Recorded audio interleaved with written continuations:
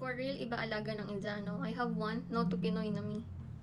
Alam mo ba, ang dami rin naman kasi nagsasabi niyan. And for me, legit naman siya, totoo naman talaga. Kasi sa experience ko, ibang-iba talaga yung alaga ng partner ko. Siguro laking impact kasi ng pagiging family-oriented nila. Sobrang family-oriented ng mga Indians. And grabe din naman nilang pahalagaan talaga mga babae, no? Alam mo kung paano nila pahalagaan yung mga babae? Parang mga prinsesa, mga day. Parang nature na nila yon. Pero hindi ko masasabi na dahil sa nationality, kaya sila magkaiba, iba yung pag-aalaga ng Pinoy, kaya sa Indiano, hindi eh.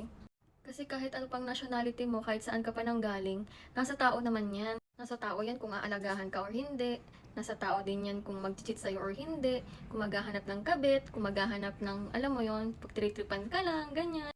Kagandahan nga lang kasi sa mga Indians is, once na may nagustuhan sila, parang yun at yun na din yung gusto nilang pakasalan or yun yung nakikita nilang kasama habang buhay. Parang ganon.